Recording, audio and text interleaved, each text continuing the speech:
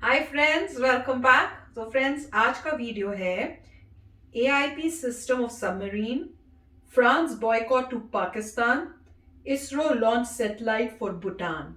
तो friends, video देखते हैं और डिटेल्स पता करते हैं। पर उससे पहले अगर आप चैनल पर नए हो और आपने अभी तक सब्सक्राइब नहीं किया है तो जल्दी से पहले सब्सक्राइब के बटन और बेल आइकन को क्लिक कर लो ताकि आपको हमारे सारे न्यू वीडियोस जैसे हम अपलोड करें उसका नोटिफिकेशन आपको मिल जाए। एंड वीडियो देखने के बाद अगर वीडियो पसंद आए तो करना लाइक और शेयर करना ये वीडियो अपने फ्रेंड्स और फैमिली के साथ। तो चलो फ्रेंड्स, शुरू करते हैं आज का ये वीडियो। जय हिंद। हमारी जो दो पड़ोसी हैं जिनसे हमें हमेशा ही टेंशन मिलते रहता है, एक पाकिस्तान और चाइना, इस बार दोनों को बढ़िया से सबक मिल रहा है। देखिए, भारतीय प्रधानमंत्री नरेंद्र मोदी ने भूटान से वादा किया कि भूटान के बने हुए सैटेलाइट को इसरो क्या करेगी, अंतरिक्ष में लॉन्च करेगी, क्योंकि इसरो के पास दुनिया के सबसे सस्ते और विश्वसनीय रॉकेट है जिससे वो सैटेलाइट को लॉन्च कर सकती है। बहुत से देश सैटेलाइट बना लेते हैं, सैटेलाइट बनाना बड़ी बात नहीं होती है, लेकिन उसे लॉन्च करने के लिए रॉकेट जरूरी होता है। हमारा भी आर्यभट्ट सैटेलाइट बन गया था, बट हमने उसे रूस से लॉन्च करवाया था। उसी तरह हम भूटान का रॉकेट लॉन्च कर रहे हैं, तो भूटान के रॉकेट को इसरो लॉन्च कर देगा। इससे फायदा क्या होगा कि ये रॉकेट को डायरेक्टली फोकस किया जाएगा भूटान के पास में। ये एक बहाना है। अब देखिए कितना बढ़िया से यहाँ पर, अब आप अगर नक्शा में देखेंगे तो नक्शा में अब अगर देखिए तो भूटान कहाँ पर है, ये एरिया है। भूटान की सुरक्षा की जिम्मेदारी भारत की है। अब इसके ऊपर अगर आप देखिए तो ये पूरा का पूरा एरिया चाइना है। तो इजीली हम लोग उस सैटेलाइट को इसी के पास सेंटर्ड कर देंगे यहाँ से। तो इस हिसाब से भूटान को रेडी रखना, तो भूटान के सैटेलाइट भी वहाँ पे आराम से नज़र रख सकते हैं, जिससे कि भूटान वहाँ पर कोई भी चाइना जैसे गलवान में कुछ कर दिया तो एक भूटान को भी हमेशा खबर रहेगा, क्योंकि भूटान के एक जो उसका नेशनल पार्क है उसको चाइना ने कह दिया था कि मेरा है। तो कब किसका करेगा तो ये पता ही नहीं चल पाता, इसलिए हम लोगों ने भूटान को भी आत्मनिर्भर कर दिया। लो भैया, तुम भी सैटेलाइट बना के रखना और तुम क्या क्या निगरानी करते हो हम भी अच्छे से देख लेंगे। लो, तो भूटान भी आगे की ओर बढ़ रहा है। हालांकि हम आपको पढ़ाएं, भूटान में काला पर्वत है, यहाँ पे ताला परियोजना है। बहुत से लड़के एग्जाम में गलत कर देते हैं, ताला परियोजना मार देते हैं अलीगढ़। वहाँ अलीगढ़ में ताला उद्योग है, यहाँ ताला परियोजना है, वो बिजली घर का नाम है, भारत ने उसे बनाया है। भूटान को क्या कहा जाता है, लैंड ऑफ थंडरबोल्ट। अब आगे देखते हैं मेन कहानी, पाकिस्तान के बारे में समझते हैं। देखिए, चार्ली हैब्डो के मैगजीन में क्या हुआ अलग मैटर था। टीचर ने कौन सा कार्टून दिखाया, लड़के ने उसका सर काट दिया, ये सारा वीडियो हम बना दिए थे। लेकिन मैक्रन ने क्या कहा था कि कट्टरपंथ और आतंकवाद जो है इस्लाम के लिए खतरा है। अब इसको क्या किया, ये तुर्की का जो प्रधानमंत्री हैं तैयबुल अर्दोगान, ये फ्रांस से दुश्मनी निकालने के लिए एक गेम खेल दिए। इन्होंने क्या कह दिया कि फ्रांस जो है वो इस्लाम के खिलाफ बोला है और फ्रांस के राष्ट्रपति, इसलिए इसका विरोध होना चाहिए। तुर्की ने धड़ाधड़ विरोध करना चालू किया, अपना एम्बेसडर बुला लिया। ई भाई साहब भी एम्बेसडर बुला लिए। बाद में पता चला कि भैया एम्बेसडर वहाँ है ही नहीं है। इन्होंने भयानक विरोध कर दिया। हम आपको उस वक्त भी वीडियो में बताए थे कि इस विरोध से बहुत कुछ बिगड़ने वाला नहीं है, और अभी कहीं पर विरोध नहीं हो रहा है। एक हफ्ते का विरोध प्रदर्शन था, खत्म हो गया यहाँ पे। अब इसका खामियाजा भाई साहब को भुगतना पड़ रहा है। ये चढ़ा दिया और ये बेचारा फंस गए यहाँ पे, सीधा साधा फंस गया वहाँ पे, ये निकल गया अपना साइड में। देखिए कैसे, दुबई में रफाल जहाज है। अब भारत के पास भी रफाल है, तो यूएई के पास रफाल है। तो भारत को एक खतरा था कि कहीं ना कहीं अगर पाकिस्तानी जो कर्मचारी हैं, पाकिस्तान के बहुत से लोग सऊदी अरब के आर्मी और एयरफोर्स में हैं, तो भारत को खतरा था कि कहीं जो एयरफोर्स का स्टाफ है यूएई का वो मिल गया तब, और उनके मिलने से वो राफेल की सारी खुफिया जानकारी को बता देगा। अब भारत के लिए ये चिंता का विषय जरूरी भी था। तो भारतीय प्रधानमंत्री ने यूएई से बात कहा कि भैया देखिए, ऐसा नहीं होना चाहिए। राफेल की जानकारी आप उन फौजियों को मत दीजिए जो बेसिकली पाकिस्तान के, आप अपने फौजियों को दीजिए। तो यूएई ने कहा कि हाँ ठीक है, इकाई उतना टेंशन लेगा, और रियल की बात है, दूसरे देश का टेंशन हम क्या लेंगे। तो भारत ने फ्रांस से कह दिया कि देखिए हमारा राफेल, एक काम करते, देखिए हम भारत वाले बहुत बड़ा बाजार है, कुछ भी खरीदते हैं तो होलसेल में। अगर राफेल बेचना है तो दुबई में आपका राफेल है ना, वो वहाँ बोल दीजिए को पाकिस्तानी नहीं जाए, नहीं तो जो आ रहा है ना राफेल कैंसिल कर देंगे ऑर्डर यहाँ पे तुरंत। फ्रांस तुरंत दुबई फोन किया यूएई को कहा कि जो हमारा जो एयरबेस है जहाँ रफाल खड़ा है वहाँ आसपास भी कोई पाकिस्तानी नहीं रहना चाहिए। वहाँ जितने पाकिस्तानियों की ड्यूटी थी भगा दिया गया, भागो यहाँ से सिचुएशन है तो लीक कर देगा। और वैसे भी फ्रांस के ही एटॉमिक पावर को लीक करके यहाँ पर पाकिस्तान ने अपना एटॉमिक पावर को बनाया था, इसलिए फ्रांस तो पहले ही पाकिस्तान से खपा हुआ है। और इधर इन्होंने उनका विरोध किया था, अब उनको बढ़िया से सिमटा रहा है। अब की बार जो पाकिस्तान है पूरी बुरी तरह से फंस गया है। क्यों? क्योंकि पाकिस्तान के पास जो एयर डिफेंस सिस्टम था, जो जहाज़ों को मारने वाली मिसाइलें थी, वो इटली और फ्रांस मिलकर बनाते थे। फ्रांस ने मना कर दिया, हम तुम्हें देंगे ही नहीं। अभी बेचारा परेशान है, करता है कि भारत वाला कब वो हमला कर देता है रात बिरात, अभी हल्ला उड़ा दिया, सबकी मार के गया, पता नहीं मारा है कि नहीं मारा है, हमारा ये बनवा दीजिए। फ्रांस का कि बड़का जब विरोध कर रहे थे और संसद में चिल्ला रहे थे ये वो, तब नहीं समझ में आया कि हमसे हमारी भी जरूरत पड़ेगी, हमारा क्रीम पाउडर ये सब तुम बाइकआउट कर रहा था, अब बताओ अब हम तुम्हारा बाइकआउट कर रहे थे। इन लोग का समझे में नहीं आ रहा।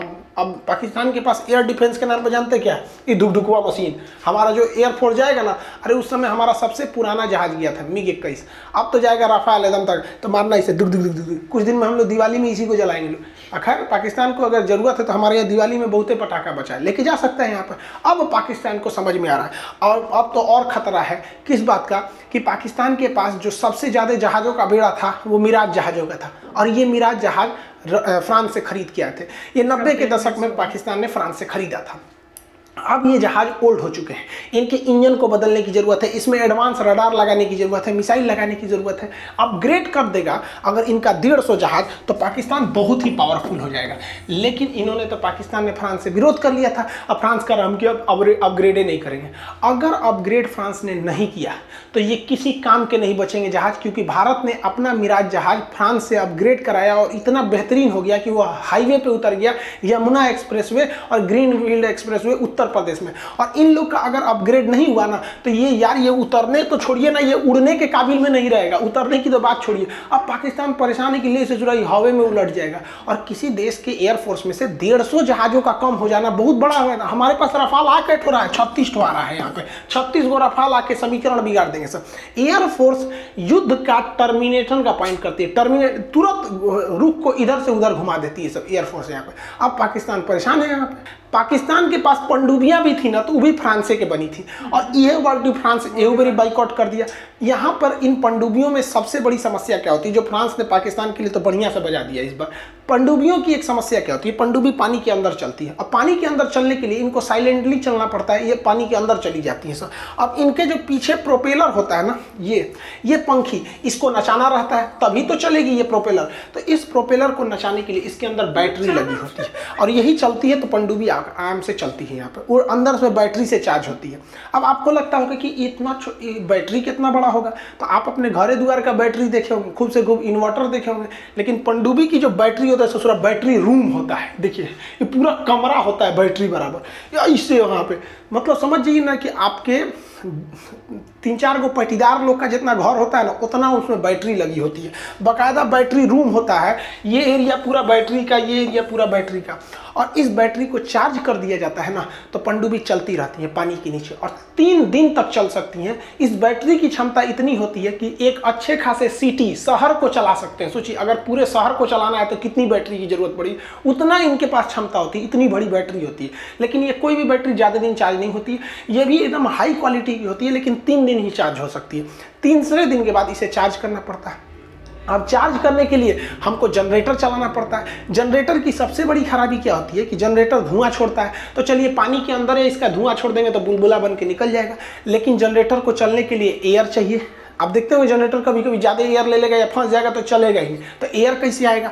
तो जनरेटर जो होता है पनडुब्बियों के अंदर का जनरेटर, वो डीजल से चलता है। आपके यहाँ सबका जनरेटर डीजल से चलता होगा, डीजल इंजन से जनरेटर चलता है। इसलिए जितनी पनडुब्बियाँ हैं उन्हें कहा जाता है डीजल इलेक्ट्रॉनिक, क्योंकि डीजल से वो जनरेटर चलाता है। डीजल इंजन चलाएगा, इससे क्या चलाएगा, जनरेटर। अब बैटरी चार्ज कर देगा तो इलेक्ट्रिक हो जाएगी, तो डीजल इलेक्ट्रिक पनडुब्बी कहते हैं। तो इस जनरेटरवा को चालू करने के लिए, इसे बाहर से हवा लेने के लिए या फिर अपना धुआं छोड़ने के लिए ऊपर आना पड़ता है, और ऊपर आके जनरेटरवा चालू करते हैं। चालू करे धक धक धक 2 घंटा 3 घंटा जनरेटरवा चालू हो जाता है ना, तो बैटरियाँ फिर चार्ज हो जाती है। लगभग 5-6 घंटे लगते हैं बाहर आके चार्ज करने के लिए। चार्ज हो जाता है यहाँ पर। देखिए ऑक्सीजन वगैरह ये अलग से अपने से ले लेता है, इसके लिए अलग वीडियो बनाएंगे कि ऑक्सीजन अलग से ले लेता है, CO2 ले लेता है, पानी उनी छान के ले लेता है, खाना ये अपने में 90 दिन का भर लेता है। वो पनडुब्बी के बारे में आप कहेंगे तो एक अलग से वीडियो बना देंगे क्या होता है। लेकिन इसकी मजबूरी है कि अपना जनरेटर चालू करने के लिए और बैटरी चार्ज करने के लिए इसे 5 से 6 घंटे ऊपर आने पड़ेंगे, और अगर नहीं आता है तो स्नॉट निकाल के इसको चार्ज करना पड़ेगा। अब क्या होता है कि इसरो के सैटेलाइट इतने ज़्यादा हैं आसमान में, तुरंत पकड़ लेंगे कि सोच का यहाँ पनडुब्बी है, मार दो यहाँ पर। अब दिक्कत ये है कि इनको बाहर आना ही पड़ेगा, नहीं आएंगे तो चार्ज नहीं हो सकता है। 3 दिन के बाद तो सोच रहा डूबले रह जाओ, अंदर ही डूबले रह जाओगे। अब इसके लिए एक नई टेक्नोलॉजी आती है जो बिना बाहर निकले बैटरी को चार्ज कर सकती है। उसे कहते हैं air independence propulsion system, AIP system कहते हैं। ये AIP सिस्टम होता है, ये डीजल के अंदर ही पनडुब्बी के अंदर एक सेक्शन होता है, उसको फिट कर दिया जाता है। पनडुब्बी में लगभग 100 कर्मचारी के आसपास रहते हैं लोग। ये लोग जब टॉयलेट जाते हैं तो इनके टॉयलेट बाथरूम जो बायो प्रोजेक्ट रहता है खराब हो जाता है, तो उससे हम लोग एक बायो टॉयलेट बनाते हैं जिससे बिजली बनती है। तो अभी तक जो टेक्नोलॉजी ट्रेनों वगैरह में लगाया जाता है बायो टॉयलेट, उसमें क्या है कि वहाँ टॉयलेट भी लोग ज़्यादा जाते हैं और बिजली भी कम बनता है, 2-3 गो तो बत्तिये जलता है। क्या बायो टॉयलेट से ट्रेन में चला देंगे? नहीं ना, ट्रेन से ज़्यादा हैवी इंजन होता है पनडुब्बी का। सोचिए बायो टॉयलेट से पूरा ट्रेन चला देना। तो इसमें एक विशेष प्रकार का सेल्फ फ्यूल का प्रयोग किया जाता है जो इतनी क्षमता का बायो टॉयलेट होता है ना कि आपकी एक सिटी, एक शहर को बिजली दे सकता है और ट्रेन से हैवी इंजन जैसे पनडुब्बियों को चला सकता है, इतना हैवी होता है। इसे DRDO ने बना लिया है और DRDO इसे फिट करने जा रही है। अब बढ़ रही बात पाकिस्तान की, तो पाकिस्तान फ्रांस से कह रहा है कि हमरो पनडुब्बियों को लगाना है। क्यों लगाना है? क्योंकि भारत वाला बहुत खचरा है। खचरा है कि उस ससुरा क्या किया है, रात में घुस के सर्जिकल स्ट्राइक कर दिया। हमारे फौजी भाई लोग, आतंकवादी भाई लोग, सोया था लोग, बिहाने उठल था और गोली मार के चल गया सब। भारत वाला बहुत खचरा है सभी सब। अब ये जो है सब ना जमीन पे मार दिया सब, उसके बाद भी भारत वाला आके रात में घुस के बालाकोट में जहाज से मार दिया सब, हमला कर दिया सब। एयर स्ट्राइक का इतना खतरनाक है कि पाकिस्तान में अब कोई भी इस सब की बिक्री बंद हो गई है। एल्वेस्टर, टीना, करकट, इस सब की बिक्री बंद हो गई। पाकिस्तान वालों को पता है कि भारत वाला कब बम मार के चल जाएगा, तब वहाँ हर आदमी छत के ऊपर करकट नहीं लगा रहा है, सब आदमी बढ़िया से ढलैया करा रहा है, मार के चल जाता है सब। अब पाकिस्तान को डर इस बात का है कि अब की बार जो भारत मारेगा उसे जरा पानी में घुस के मारेगा। अब पानी में घुस के मारेगा तो पहले पनडुब्बी को मारेगा। हमारी पनडुब्बी ऊपर निकल के हाँफेगी, सांस लेगी, हाँ जनरेटर चालू करें, बैटरी चार्ज कर, और आके मार देगा। भारत के इसरो के सेटेलाइट एकदम कोना कोना पे नजर रखे हैं सर। ले ससुरा, अब पाकिस्तान को हर हाल में जरूरत है AIP सिस्टम की, ताकि वो अंदर ही अंदर क्या कर सके, अपनी बैटरी को चार्ज कर सके। अब भारत क्या करेगा, बाहर आने की जरूरत नहीं, अंदर अंदर बैटरी चार्ज कर लेगा। तो भारत के लिए तो सही है। अब भारत ने फ्रांस 3 पनडुब्बियों पे नजर बैठाया है। देखिए, एक का नाम है खालिद, एक का नाम है साद, एक का नाम है हमजा। इन पर भारत ने नजर बैठाया है। इनको भारत हर 3 दिन पे देख लेता है, ससुरा निकल रहा है, जनरेटर चला रहा है, हमेशा देख लेता है। और पाकिस्तानी खुफिया एजेंसी को पता है कि भारत इन पर नजर रखा है। और हद देखिए, ये पाकिस्तान की मेन पनडुब्बियां हैं, लड़ाई में यही जाती हैं, और ये फ्रांस से खरीद के आई है। अब फ्रांस पहले AIP देने के लिए तैयार था, और जब से विरोध कर दिए ना इमरान खान, बेचारा कैंसिल कर दिया। अब AIP कैंसिल हो गया।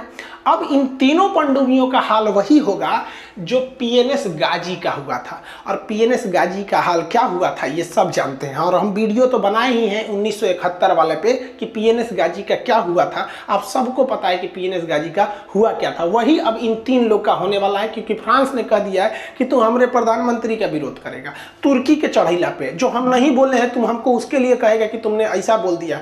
भयंकर कांड हो गया यहाँ पे। अब पाकिस्तान परेशान है, ओकर जहाज गया, एयर डिफेंस गया, अब पनडुब्बियों चल गया। तो भैया तुमको जब पता था पाकिस्तान के लोग कि तुम लोग इतना इतना कांड करके बैठे हो, तुम लोग को कुछ बनाने नहीं आता है, खैनी बनाना जानते हो लोग, उसके अलावा फ्रांस से ज़्यादातर चीज लियो, तुम उसी के यहाँ विरोध कर दे। मतलब पानी में उतर के मगरमच्छ को चैलेंज की, क्या कर लोगे? खैर, पाकिस्तान ने खुद अपने पैर पे कुल्हाड़ी मार लिया, और पाकिस्तान के लोग को हमारी बात बुरा लगता है। कुछ तो हिंदुस्तान के लोग को हमारी बात बुरी लग जाती है कि अरे हाल है भाई। तो आपको बुरा लगता है तो लगे, क्योंकि हमको अपना देश पसंद है और बेबी को बेस पसंद है। आई होप आप इसे समझ गए होंगे। आप कहेंगे तो पनडुब्बी का एक अलग वीडियो बना देंगे कि इसका control room, battery room, torpedo room, flag कैसे काम करता है, ऊपर नीचे कैसे आता है, इसको बना देंगे। अब कल मिलेंगे अगले वीडियो में। जय हिंद। तो फ्रेंड्स, बड़ा मजेदार वीडियो था, मतलब इन्फॉर्मेटिव तो था ही, पर हंसने का भी मौका मिल रहा था। तो बहुत अच्छी तरह से इन्होंने एक्सप्लेन किया, और कमाल का ये बनाया है कि पहले बाहर निकलना पड़ता था, अब ऐसी टेक्नोलॉजी आ गई है कि अंदर ही वो सब कुछ कर सकते हैं। रिचार्ज करने के लिए ऊपर आना ही नहीं है। कमाल है। और बिल्कुल ठीक बोला कि पानी में रह के मगरमच्छ से बैर लोगे तो यही होना है। मेरे तो समझ ही नहीं आया, इतने बड़े बड़े रीडर्स, एक कंट्री जिसके इतने बिग बिग ऑफिशियल्स होते हैं, समझदार लोग होने चाहिए, उनको यही नहीं पता चला कि क्या स्टैंड लेना चाहिए, और अगर तुम ये सब बोलोगे तो उसके क्या रिपरकशंस होंगे। बिना सोचे समझे किसी और देश के पीछे पीछे जी चले निकल गए कि उसने बोला है, उसका साथ बिना सोचे समझे दे दिया। अब टर्की को बोलो कि भाई हेल्प करो हमारी, क्योंकि अब तो कुछ और हो ही नहीं सकता। जिसका साथ दिया उसको बोलो अब हेल्प करें। तो वही उन्होंने ये बताया है कि ऑब्वियसली आप फ्रांस के अगेंस्ट बोलोगे तो फ्रांस क्यों आपकी हेल्प करेगा। ये तो नॉर्मल ह्यूमंस के साथ भी होता है कि अगर आप किसी को बुरा बोलोगे तो वो आपको क्यों फिर हेल्प करेगा। तो ये तो कॉमन सेंस की बात थी। बड़ी हैरानी की बात है कि ये कंट्री ऐसे स्टैंड्स ले, कुछ उनको पता ही नहीं, जैसे अनाड़ियों की तरह काम किया जा रहा है। पर बड़ा अच्छा समझाया उन्होंने और देख के काफी अच्छा लगा कि फ्रांस और इंडिया की तो फ्रेंडशिप बेटर होती जा रही है डे बाय डे। इंडिया भी काफी तरक्की कर रहा है और जैसे बता रहे हैं सैटेलाइट्स इतनी अच्छी अच्छी आ गई हैं कि नजर रखी हुई है उनके सबमरीन्स के ऊपर भी उन्होंने, और कह रहे हैं कि उनकी सबमरीन्स का भी वही हाल होना है जैसे पहले वाली का हुआ था, क्योंकि उसमें अपग्रेड होने इम्पॉसिबल है। और अब इतनी अच्छी टेक्नोलॉजी आ गई कि बाकी जो सबमरीन्स है वो बहुत हाईटेक हैं, जो इंडिया के पास भी है। तो कमाल की इंफॉर्मेशन थी और वीडियो देख के मजा आ गया। तो बहुत अच्छी वीडियो थी और मैं यही इसी बात को कह रहा था कि जब इतनी डिपेंडेंस है पाकिस्तान की फ्रांस के ऊपर, तो आप क्यों पंगा ले रहे हो नेसेसरी। आपकी डिफेंस इतनी रिलेटेड है, आपके एयरप्लेन्स डिपेंडेंट हैं उनके अपग्रेड के लिए, आपके सबमरीन्स डिपेंडेंट है, आपका जो डिफेंस सिस्टम है जो एयर शील्ड बनाता है ऊपर वो भी डिपेंडेंट है। तो इतनी सारी डिपेंडेंसी के बाद कौन बंदा पंगा लेगा। ये तो वही बात होगी कि हम इंडिया जो है रशिया से क्रिटिसिज्म करने लग जाए। आप रशिया का क्यों क्रिटिसिज्म करेंगे जब आप इतने डिपेंडेंट हैं, उन्होंने इतनी हेल्प की है आपको, इतने सारे वेपन्स दिए हैं, तो उसे क्यों करेंगे। नहीं करते। जब भी रशिया ने बोला था कि हाँ ठीक है हम चाइना के साथ जो है पैक्ट करेंगे नेटो को काउंटर करने के लिए, तो ऐसा तो नहीं इंडिया इस तरह बोलने लग गया। नहीं, उन्होंने ठीक है जो भी पॉलिटिक्स में लोग बोलते हैं हमारी रिलेशनशिप अपनी है, तो उन्होंने मेरे ख्याल से ये समझा नहीं है। और मेरे ख्याल से मुझे लगता है कि पाकिस्तान जो है ये बहुत ही रिलीजियस टाइप की कंट्री है। जैसे अब हमारा देखते हैं, हमारे में इन बातों में ज़्यादा फोकस नहीं होता, ज़्यादा फोकस होता है एडवांसमेंट में, साइंस में, टेक्नोलॉजी में, इन सब चीज़ों में, डेमोक्रेसी में। वहाँ पे अगर और जो फ्रेंच के मिस्टर मैक्रोन कह रहे थे वो ये कह रहे थे भैया जिस तरीके से आपने रिस्पॉन्ड किया है वो गलत तरीका है, वो टेररिज्म है। उससे तो हर जो है इंसान जो मुस्लिम है वो भी कहेगा हाँ भाई ये तो टेररिज्म ही है, आप किसी की जगह गला काट दो गलत है, राइट। अगर जो मुस्लिम्स हैं वो भी यही कहेंगे तो गलत तरीका था, उसने अगर कार्टून किया हमें एग्री नहीं है, आपने गलत काम किया, हम प्रोटेस्ट करेंगे। आप प्रोटेस्ट करिए, आप जाइए प्रोटेस्ट करिए, आप लॉ सूट करिए, आप कुछ भी करिए, आप सिविलाइज लोगों की तरह काम करिए, वो भी एग्री करते होंगे। मगर ऐसा करना तो बिल्कुल हर कोई बंदा उसे कंडेम करेगा कि ये तो गलत चीज़ थी, आपने ऐसा करना नहीं चाहिए था। और उसके लिए जो मतलब जो रिस्पॉन्स आया ऑफकोर्स वो थोड़ा इनवैलिड टाइप का था, मुझे भी समझ नहीं आया। और अब फ्रांस जो है अपना पूरा रिटेलिएट कर रहा है, बता रहा है कि ये गलत है। और मैंने वेस्ट में भी बहुत सारी न्यूज़ देखी थी जहाँ पे फ्रांस जो है काफ़ी मतलब हुआ था इसके अगेंस्ट कि ऐसा नहीं करना, ये नहीं करना। NBC में भी न्यूज़ आई थी इसी के बारे में कि फ्रांस जो है बोल रहा है कि पाकिस्तान के अगेंस्ट जाओ, ये वो। तो जो भी है पॉइंट ये था कि अच्छा इनका वीडियो था, उन्होंने अच्छा एक्सप्लेन किया AIP के बारे में, सबमरीन्स के बारे में। But at a strategy level मेरे ख्याल से कोई गलती हुई है कि आपको इस तरीके से फ्रांस को नहीं बोलना चाहिए। ऑब्जेक्शन करिए, बहुत सारे तरीके होते हैं ऑब्जेक्ट करने की। और वैसे भी जो है जिस बंदे ने भी वो काम किया था गला काटने वगैरह का, वो पाकिस्तान से तो था नहीं, तो मतलब मेरे ख्याल से तो कोई ज़रूरत थी नहीं इन्वॉल्व होने की। मगर अब इन्वॉल्व हो गए हैं तो अब ये इफ़ेक्ट हो रहा है और अब देखेंगे आगे जाके क्या होता है। इवेंचुअली फ्रांस जो है इंडिया का तो बहुत अच्छा दोस्त बन चुका है, तो ऑब्वियसली हर कोई चाहेगा फ्रेंड होना इंडिया का, जो पीसफुल कंट्री है, जो इन तरीके की चीज़ों में नहीं पड़ती। तो काफ़ी अच्छा वीडियो था। तो यस फ्रेंड्स, होप करते हैं आपने भी एंजॉय किया होगा। चलो चलते हैं, मिलेंगे नेक्स्ट वीडियो में बहुत ही जल्द। Till then take care and bye bye. तो अगर आप मेरे इस चैनल पे नए हो तो जल्दी से सब्सक्राइब के बटन को हिट करो और बेल आइकन को क्लिक करो ताकि आपको मेरा जब नया वीडियो मैं लगाऊं आपको उसके बारे में जल्दी से पता चल जाए।